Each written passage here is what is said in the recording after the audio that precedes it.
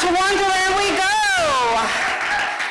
Oh, well, you know just by the title alone that I'm going to be talking about Lewis Carroll's book, Alice in Wonderland.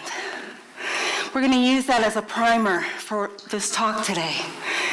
What's really interesting is I had this title picked out, 2 months ago? About 2 months ago. Before I knew anything was going to be shifting or changing, and here we are in the midst of huge transformation again. So there are no coincidences. So I'm going to give you a little backdrop about Lewis Carroll, who's the author. Well, his real name is Charles Dodgson. So Lewis Carroll was his nom de plume. And he worked in Oxford as a professor in mathematics.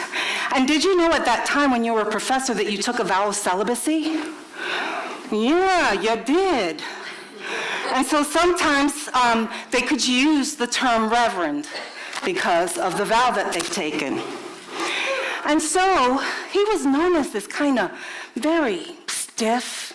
He walked quite rigid and upright, very dry, very pedantic. And he had rooms also at Oxford. And so there he is, and he's sitting, looking out through his window, and he sees these group of kids playing. Well, they were the dean's kids, Dean Little. And he became good friends with the dean's wife, Lorena, and their kids. But you know he had a favorite, and the favorite was Alice Little. And as they got more and more acquainted, they would have trips on the Thames in rowboats. He would take the kids with another adult, and they would go rowing on the Thames. And this day, it was a hot day. They were sitting in the boat. Yeah, once a year in England, it gets hot. And they were kind of miserable. And remember, they had all of that material on their outfits at that time, because this is in the 1860s. And Alice says, "Can you tell us a story? We'd really like to hear a story." And he's like hot, bothered, rowing. I'm thinking he's probably like, "Are you serious?" And she's like, he goes, "Well, maybe next time." And she goes, "Well, this is next time." And so she gets the other kids involved to harass him to tell a story. And then we have born Alice in Wonderland. She loved the story so much that she asked him to write it down. And she wouldn't leave him alone until he wrote it down. And here we are. It's published in 1865, finally, for the world. And generations after generations after generations love the stories. I mean, I grew up on Alice in Wonderland.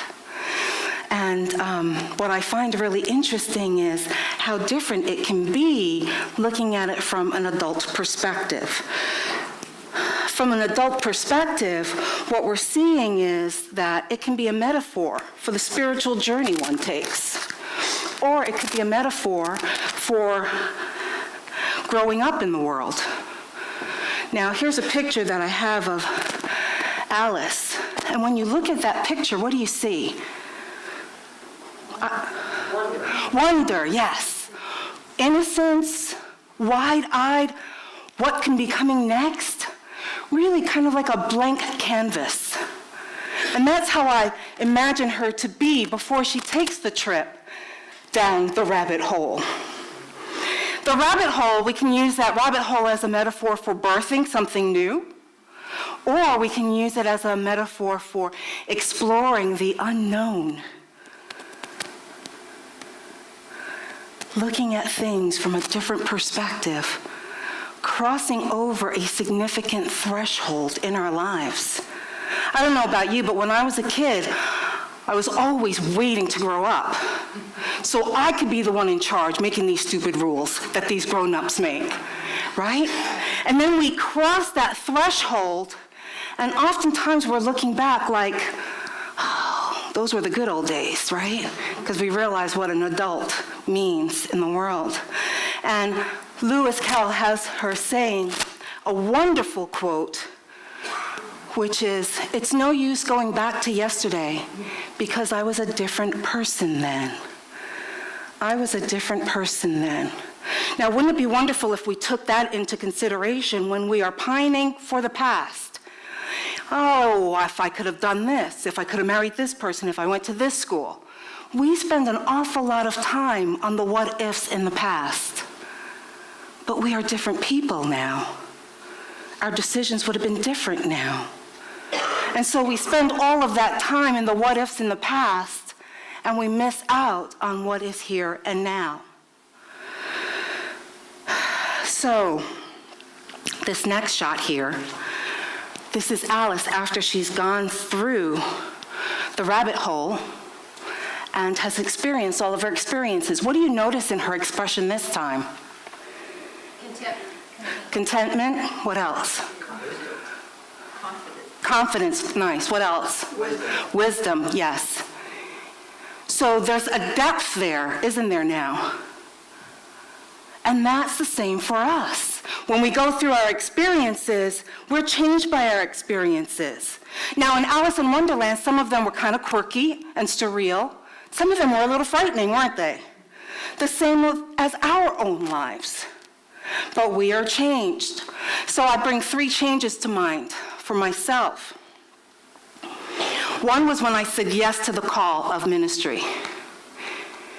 Tell me that wasn't going down a rabbit hole, my friends, because it was. All of a sudden, things just happened. And the doors opened, and there I was in seminary. What do you mean you don't believe in God? What do you mean I've got to write a 20-page Turabian typed paper? What do you mean I've got 4 of them due at the same time? What do you mean you removed the School of Christianity sign from on campus? What do you mean, what's my theology? What do you mean, what's my belief? What do you mean we're not singing Kumbaya together and there's competition here? What does all this mean? Right? So it's that very surreal of looking at life and wondering, how did I get here? But I was changed profoundly from that experience. And then I got to be ordained and a reverend. So I'm strutting my stuff. Yeah, look at all that I've accomplished.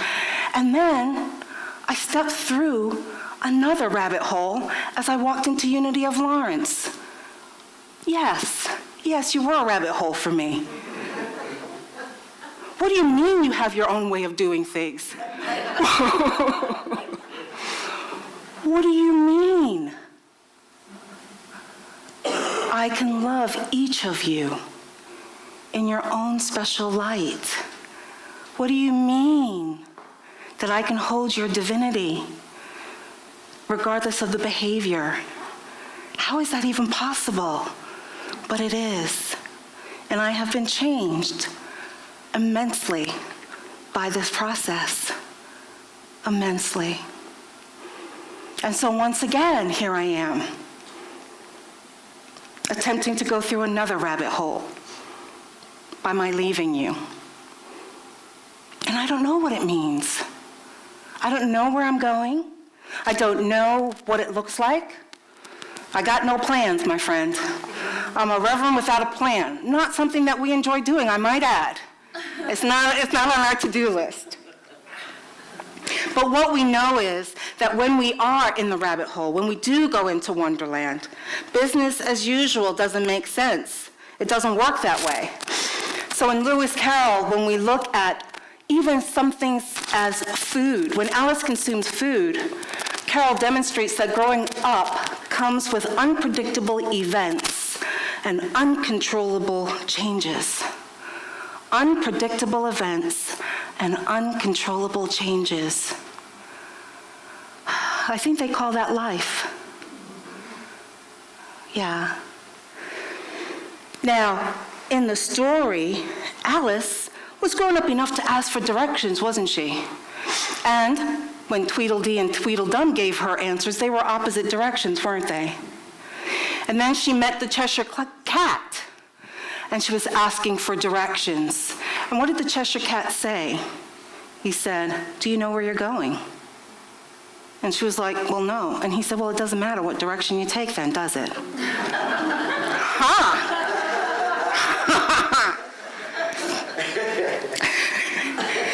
So in the rabbit hole, nothing is very clear. but we're experiencing, we're shifting, we're growing, we're changing. And sometimes when we're in that process, we will meet people who are in power. And those people in power try to control others. The queen, if you didn't do what she said, what did she do? Off with your head, right? Yes. And so people complied out of fear. But we can do it differently, can't we? With our own wisdom, with our own rules, with mercy, with compassion for each other, we can become the queen. And we can do it differently. We can have our own rules. We can have our own power. So I invite you, during this time when we start down the rabbit hole, I invite you to look at your own process, your own journey, as a way of becoming your own queen. And you don't have to say off with their heads. Would you come up, please? Sugarfoot, come on up. They've been rocking the house, have they not?